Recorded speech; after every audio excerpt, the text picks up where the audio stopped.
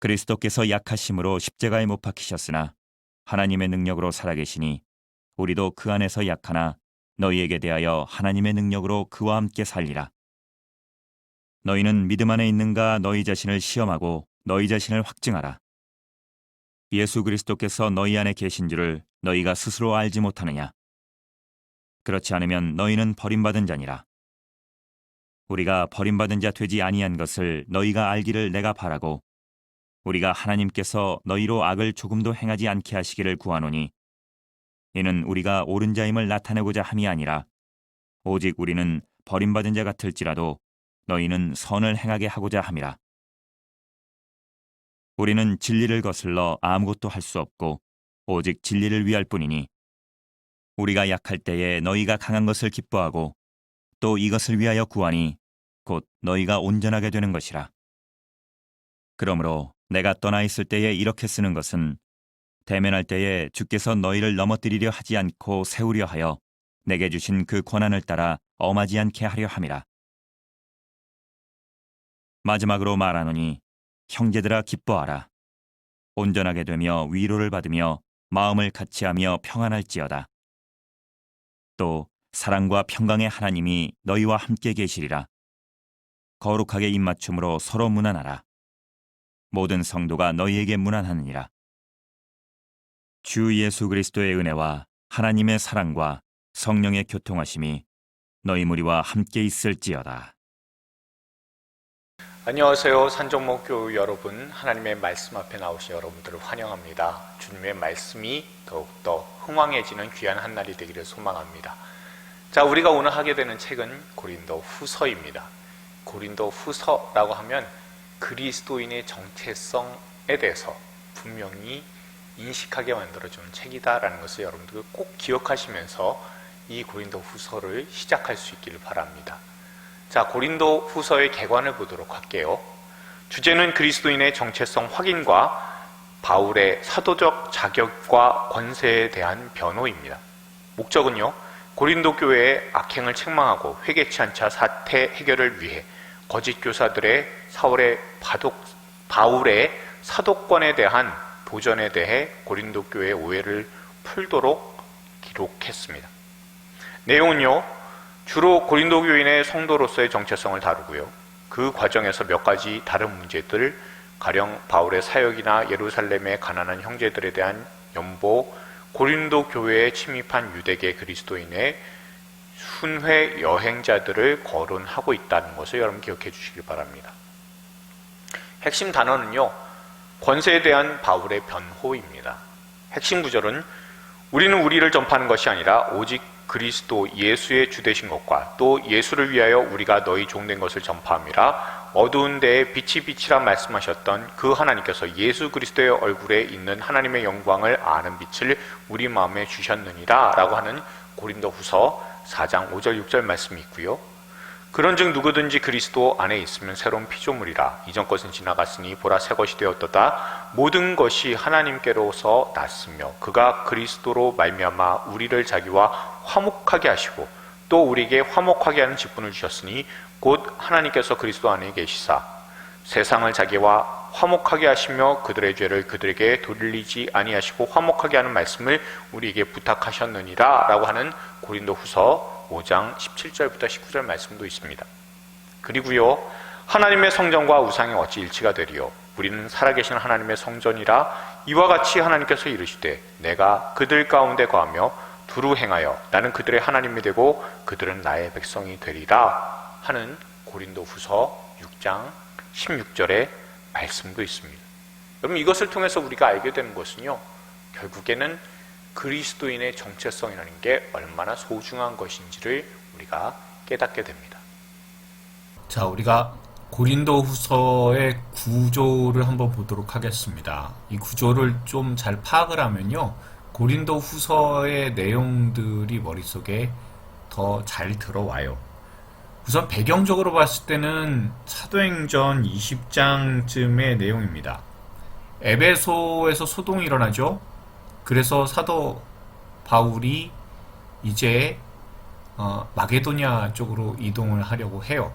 에베소는 아시아 지역입니다. 아시아에서 마게도니아로 간다는 것은 일단 바다 건너간다는 거예요. 에게에 건너간다는 것은 우리가 이미 사도 바울의 행적에 대해서 우리가 그 전도 여행, 선교 여행을 떠날 때의 그 상황을 통해서 알고 있습니다. 자, 사도행전 20장에 있어서의 내용은 사도 바울의 3차 선교 여행 때 발생을 한 일이라는 것을 우리가 알고 있어요. 결국에는 이동을 해서 이렇게 에베소에서 크게 문제가 생기고 당분간 상황이 그러니까 오히려 이것을 기회로 삼아서 그래서 마게도냐와 아가야에 있는 그러니까 유럽 지역에 있는 교회를 돌아보고자 나아갑니다. 자, 그런데 문제가 있죠. 그 전에 에베소 지역에서 분명히 하나님의 말씀을 잘 전파하고 있을 때 그럴 때 듣게 된 소식이 무엇입니까? 고린도 교회에 분열이 일어났다는 거예요. 그리고 교회 안에도 문제가 많고 교회 안에 교리적으로 어떻게 해결해야 될지 그 여러 가지 질문들을 가지고 왔어요. 자, 이 부분들을 보니까 사도 바울이 마음이 어땠을까 생각해 보십시오.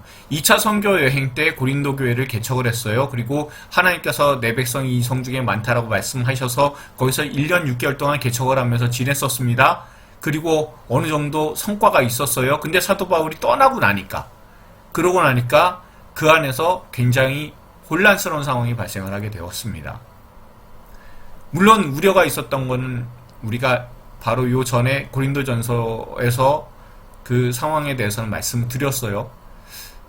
이곳이 굉장히 음란하고 방탕한 곳이기 때문에 그래서 여기에서 교회가 과연 세워질까라는 것에 대해 사도 바울도 굉장히 우려 섞인 그런 생각을 했었던 것을 우리가 살짝 엿볼 수 있어요. 왜냐하면 예수님께서 이성 중에 내 백성 많다라고 하셨기 때문에.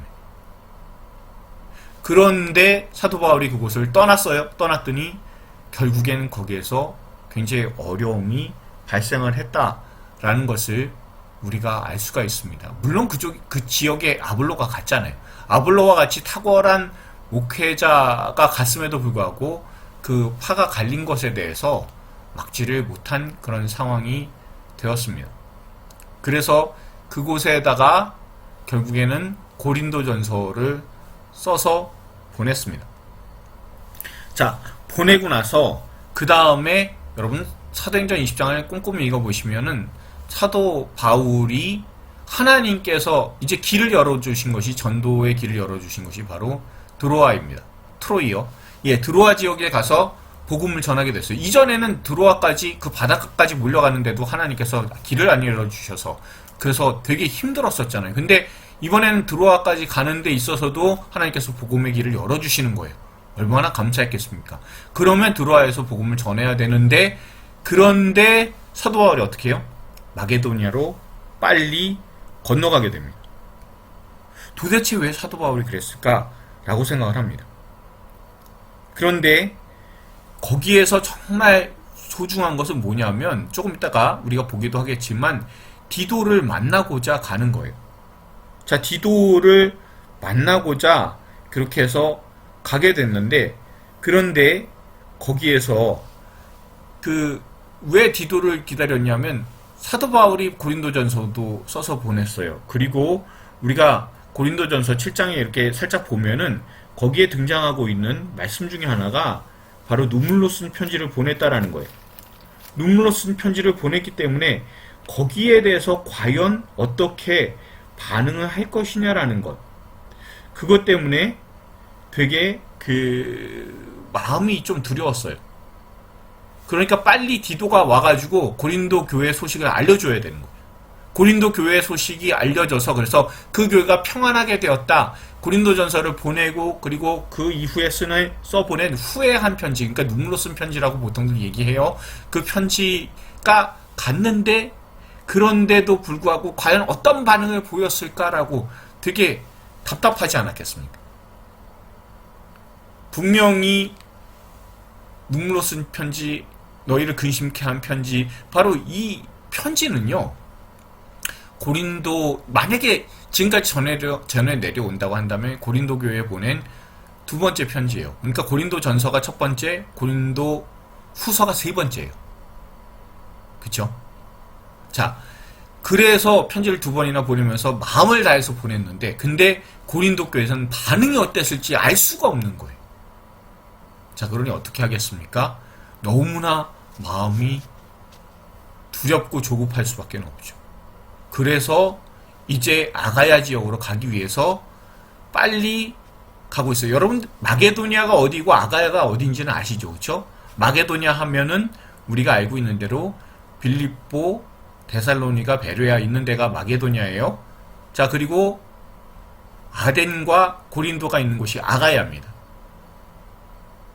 자, 이제 고린도에서 올 수 있는 방법은요, 육로로 이렇게 오게 돼서 결국에는 마지막에 살짝만 바다를 건너야 되는 거니까, 해협 하나만 건너야 되는 거니까, 어차피 디도는 아가야를 출발해서 마게도니아 쪽으로 올 것이라고 생각을 해요. 그리고 사도 바울은 지금 들어와서 이제 마게도니아로 넘어가게 됩니다. 자, 넘어가게 되었을 때 가장 잘 만날 수 있는 장소가 어디일까요? 그래서 제가 빌립보라고 말씀을 드린 거예요. 자, 빌립보 하면 굉장히 좋은 기억들도 있지만, 그리고 여기에서 만나기가 쉽습니다. 교회가 세워져 있기도 하고요. 그래서 아마도 빌립보에서 이 디도를 만나서, 그래서 굉장히 마음이 놓였을 거예요. 소식도 갖고 왔죠. 그들이 지금 현재 다시 한번 정신 차리고 잘해보자고 결단하고 다시 시작하는 마음을 가지고 새롭게 출발하는 그런 모습을 보였기 때문에 그래요. 자, 그런 사람들한테요, 사도 바울이 보낸 서신, 3번째 서신이요. 근데 고린도 후서예요. 자, 고린도 후서에서는 무슨 얘기를 해야 되겠습니까?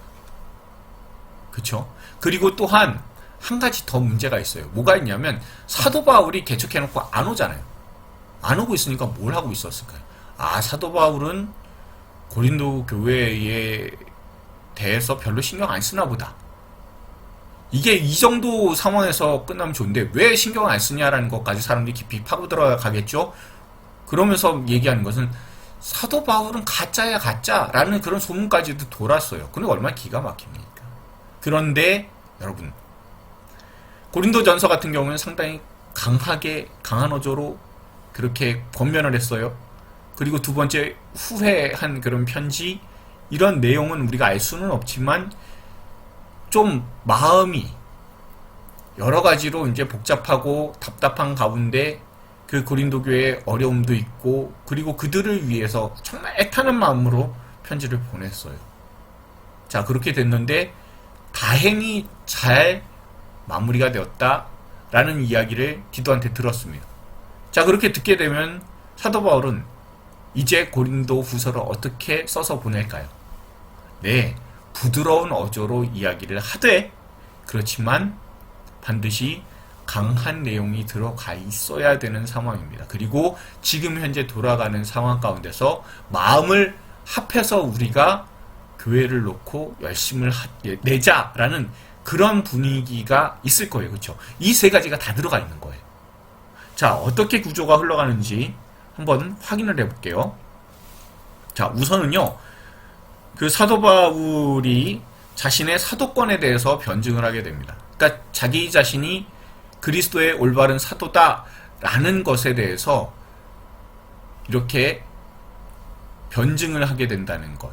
그러니까 변호하면서 증명하게 된다는 건데, 맨 처음에 시작할 때는 어떻게 해야 돼요? 굉장히 부드럽게 이야기를 해줘. 자, 부드럽게 이야기를 할 때 가장 중요한 방식은 뭐가 있냐면요, 너희가 하나님의 어떤 존재냐라는 거. 그러니까요, 우리가 고린도 후서에서 자주 등장하는 그런 말씀이 뭐가 있냐면, 너희는 바로 하나님의 성전이야, 뭐 그리스도의 편지야, 이런 표현들이 2장에서부터 3장, 4장, 5장, 6장 그렇게 5번 등장하게 됩니다. 자, 그런 변증들에 대해서 이야기를 하고요. 그리고 이제 교회가 하나됨이라는 것. 그러니까 교회가 어떤 국지적인 부분들, 내 교회만 자꾸 생각하다 보면 결국 지지고 볶고 싸우는 것밖에 남아있질 않아요. 그런데 이 아가야 지역에 있는 고린도 교회를 대상으로 해서 정말 놀라운 소식을 전하는 거예요. 마게도니아 교회에서 모범을 보였다고. 예루살렘에 있는 교회가 어려움을 당해요. 굉장히 힘들어요. 왜요? 흉년이 들었잖아요. 그러니까 어려운 그런 상황입니다. 그러니까 힘든 지역에 있는 예루살렘 그 사람들을 위해서 이 마게도냐 교회들이 헌금을 해요. 아마 중심은 빌립보 교회였을 거예요. 여러분, 빌립보 교회도 가난한 교회예요. 그런데 더 가난한 교회를 돕겠다고 가난한 교회가 나섰습니다. 그러면 마게도냐 지역보다는 아가야 지역이 훨씬 더 나은 상황이에요. 왜요? 잘 사니까요. 고린도 지역은 굉장히 경제적으로 잘 사는 동네입니다. 그러니까 마게도냐 지역에서도 이렇게 힘을 다해서 연보를 했는데, 근데 구제헌금을 했는데 너희도 그렇게 하면 참 좋겠다. 하나님께서는 즐겨내는 자를 사랑하신다.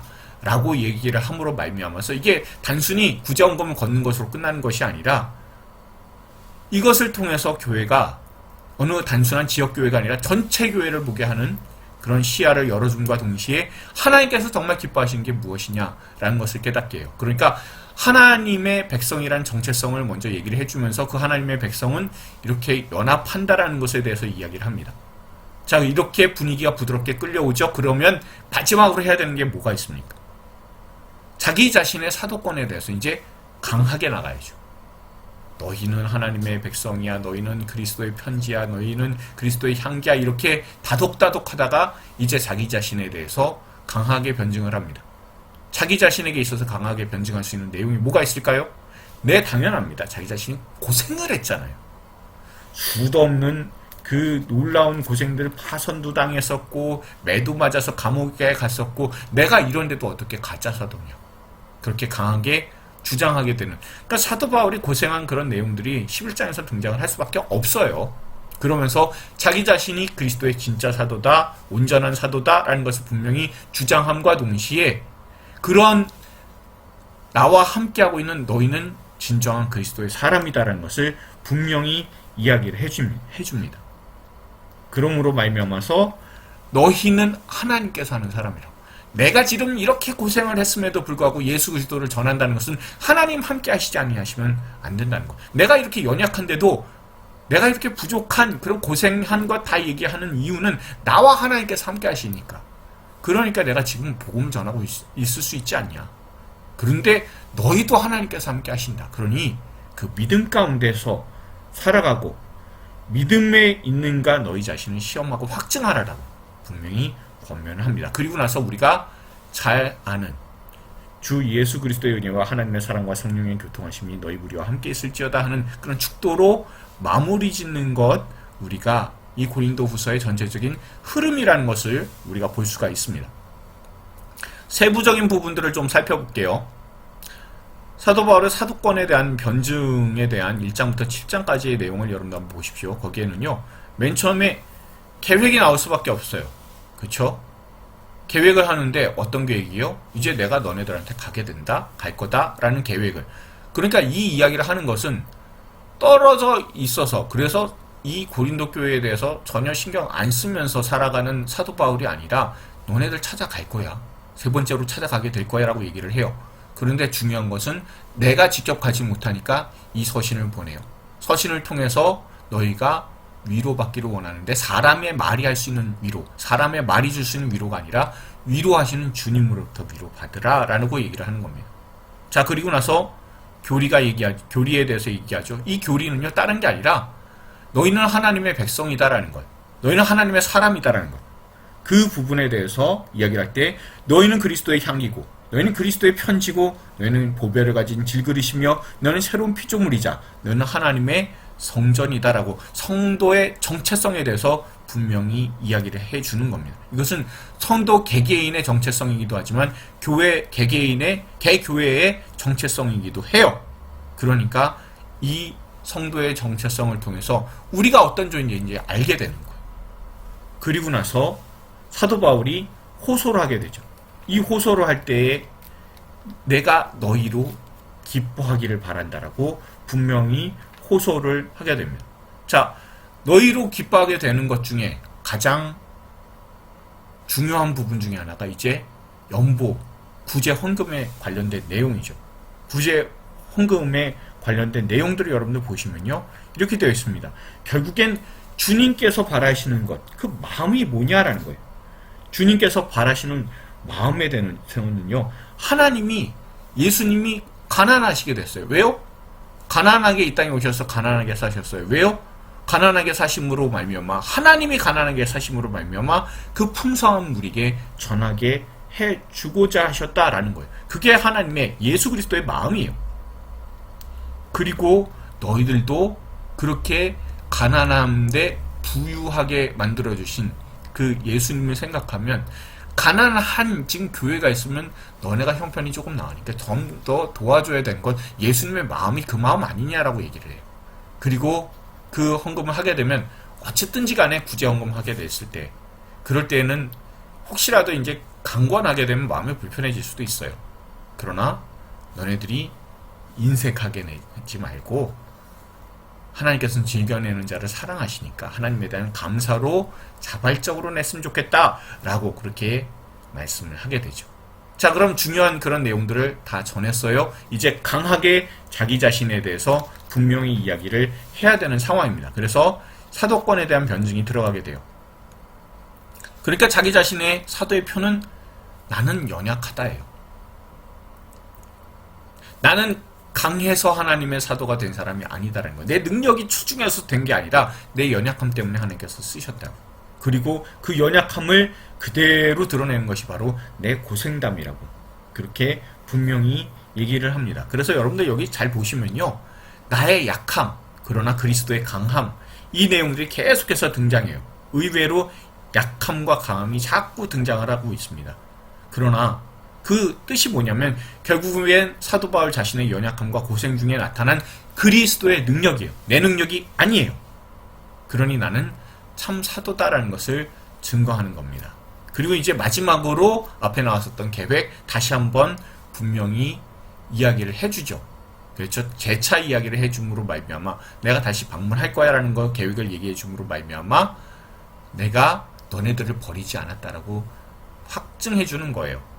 그리고 그 모든 것은 함께 하시는 하나님의 인도하심에 따라 모든 것들이 이루어질 것이라고 분명히 이 고린도 교회 사람들에게 이야기를 해주고 있습니다. 그리고 이제 전체적으로 이제 내용들을 봤을 때는요, 분위기가 너무 어둡지는 않아요. 그리고 너무 강하게 막 이렇게 압박하는 듯한 그런 느낌이나 아니면 아주 논리적으로 막 이렇게 흘러가지는 않습니다. 그러나 이게 부드럽게 읽힐 수 있는 까닭은요, 그 안에 디도로부터 온 소식이 좋은 소식이기 때문에 그래요.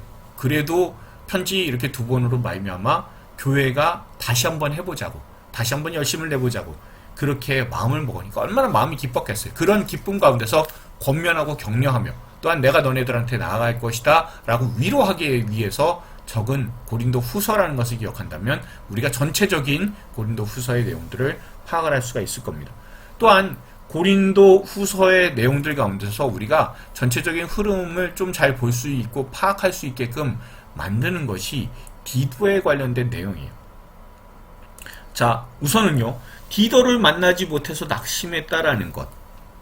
디도가 소식을 갖고 와야 되는데 못 갖고 와서 그래서 만나지 못해서 낙심했었다라는 그런 내용을 이야기를 합니다. 그러니까 얼마나 고린도 교회에 대해서 애절한 마음을 갖고 안타까운 마음을 갖고 있는지 알 수가 있어요. 그런데 그 디도를 이제 7장에서는요 만나게 되었다. 어디서요? 마게도냐 지역에서, 아마도 빌립보 지역에서 만난 것 같아요. 그래서 위로를 받게 되었다라는 것을 이야기를 합니다. 그리고 그 모든 것이 하나님의 은혜다라는 것을 깨닫습니다. 그리고 그 그리스도의 놀라우신 은혜다라는 것을 깨닫는 것으로 이제 끝나는 것이 아니라 이제 중요한 내용들을 얘기를 해야 되잖아요. 그 은혜 나왔으니까 너희도 그 은혜를 같이 나눴으면 좋겠다. 그러니까 구제헌금 연보에 대한 그런 내용들을 분명히 이야기를 하게 됩니다. 자, 그리고 나서 나중에 이제 디도가 이제 이 편지를 이제 갖고 가게 되겠죠. 그러면서 디도를 한번 생각해 보라고. 디도가 너네들한테 뭐 사리사욕을 채우기 위해서 뭔가 나쁜 짓을 하거나 자기 욕심을 구하거나 그런 것이 있었냐고. 그러지 않지 않았냐고. 나도 마찬가지라고. 그러면서 자기 자신의 변증하는 내용이 12장에 등장을 하고 있어요. 그러니까 이 디도에 관련된 사항들만 이렇게 한번 나열을 해서 하나하나 찾아보기만 해도 고린도 후서는 이런 흐름을 가지고 있구나라는 것을 우리가 파악할 수가 있게 돼요. 자, 고린도 후서의 그 메인 이미지는 이걸로 했습니다. 뭐 눈에 이제 딱 들어오시죠? 예. 과연 그리스도인이 어떤 존재냐라는 거예요. 정체죠, 정체. 그렇죠? 그것을 분명히 알려주는 책. 그것이 바로 고린도 후서다라는 것. 그게 굉장히 중요하다는 것을 여러분 기억하십시오. 고린도 13장에서는 정체가 중심인 이유. 여러분 여기 정체라는 말이 등장하지는 않아요. 고린도 후서 전체에서 정체성에 대해서는 이야기를 하지만 그리스도인의 정체성은 이거다라고 그렇게 얘기하지는 않아요. 우리는 뭐뭐다. 너희는 뭐뭐다. 라고 얘기하면서 정체성은 이야기를 드러내고 있는 거죠. 그런데 고린도 후서 오늘 본문의 말씀을 보시면 너희는, 우리는 자꾸 그렇게 얘기를 하면서 그 정체성에 대해서 다시 한번 이야기를 해줍니다. 우리가 과연 누구냐는 거예요. 그런 우리가 어떤 존재인지를 생각해 보면 그러면 예배의 자격이 무엇이냐에 대한 내용이 나오게 돼요. 자, 세상하고 하나님의 그런 구분이 있죠. 세상에서는요, 예배 드릴 수 있는 근거는 내 자랑, 나의 강함이에요. 내가 나갈 만한 자격이 되니까 나갈 수 있다라는 거예요. 그런데 문제는 내 강함, 나는 하나님 앞에 나갈 수 있는 자격이 돼? 라고 생각을 하는 그런 생각이나 마음들이 결국은 끊임없는 분열과 문제를 발생시킨다는 거예요. 그렇지 않습니까? 분명히 참된 사도인데 그 사도 바울을 오해를 하게 되고요. 교회 안에 여러 가지 문제들이 있고요. 그렇지 않습니까? 그럴 때 내 강함이 아니라 내 속에 계신 그리스도께서 강하다는 거예요.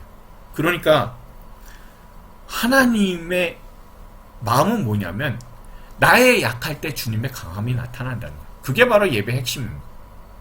주님께서 우리에게 원하시는 것, 강수 같은 기름입니까? 아니면 정말 산더미 같은 재물입니까? 그런 것 없이 주님께서 구하시는 제사는 상한 심령입니다. 내가 연약하고 약해서 주님 앞에 나아갑니다. 나의 부족함과 연약함을 주님 앞에 내려놓고 나아갑니다. 그러나 그때 주님의 강함이 나타납니다. 이게 바로 예배의 핵심입니다.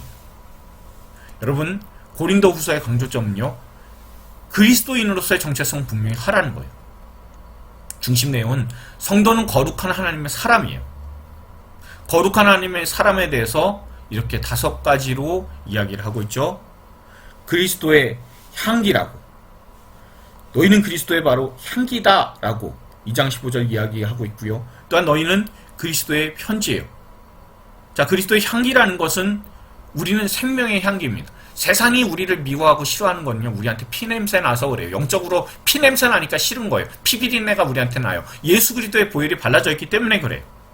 그러나 그 향기는 바로 생명의 향기입니다. 또한 우리를 통해서 그리스도를 사람들이 읽어낼 수 있어요. 그래서 우리는 그리스도의 편지입니다. 또한 우리는 질그릇밖에 안 돼요. 그러나 질그릇이 가치 있는 것은 그것은 우리 안에 너무나 소중한 것이 들어가 있기 때문에, 그래서 우리는 가치 있는 존재예요. 우리 스스로 가치 있지 않아요. 우리의 강함 때문에 예배드리지 않습니다. 우리 연약하지만 우리 안에 계신 성령 하나님, 우리 안에 계신 예수 그리스도로 말미암아 우리가 소중한 존재가 된 거예요.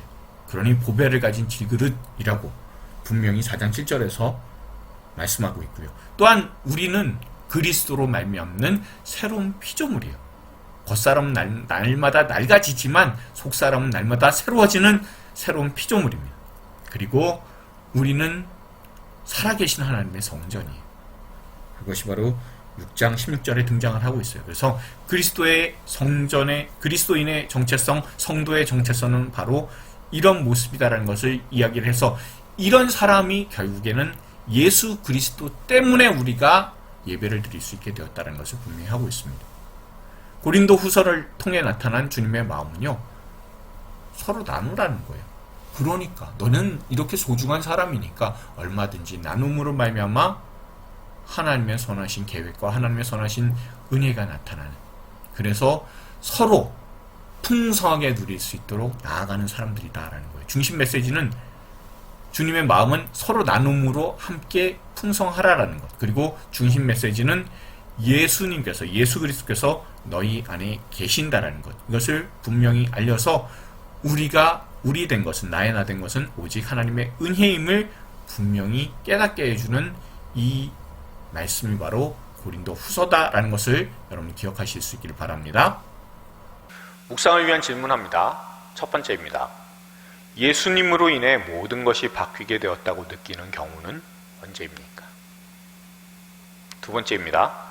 당신의 약함을 넘어서서 일하시는 하나님이심을 묵상할 때 당신의 삶은 어떻게 바뀌겠습니까? 저와 여러분은 하나님께서 함께하는 하나님의 거룩한 백성들입니다. 우리가 늘 이것을 기억하면서 거룩하신 하나님의 백성으로서 온전하게 살아 주님께 영광 올려드리는 귀한 삶을 살아서 주님과 함께 늘 동행하는 축복이 있기를 소망합니다. 기도하시겠습니다. 우리가 그리스도의 향기이자 편지임을 말씀을 통해 깨닫습니다. 오직 예수님께서 우리 안에 계심으로 우리의 가치가 바뀌었으며 새로운 피조물이자 하나님의 성전이 되었음을 말씀을 통해 깨닫습니다. 하나님께서 보잘것없는 죄인을 이렇게 소중한 사람으로 바꿔주심에 늘 감사하며 살게 하시고 주님께서 주신 그리스도인이라는 이름을 그 무엇보다 소중하게 여기고 살아 주님께 영광 돌리게 하여 주시옵소서. 날 바꾸신 예수님의 이름으로 기도드렸습니다. 아멘.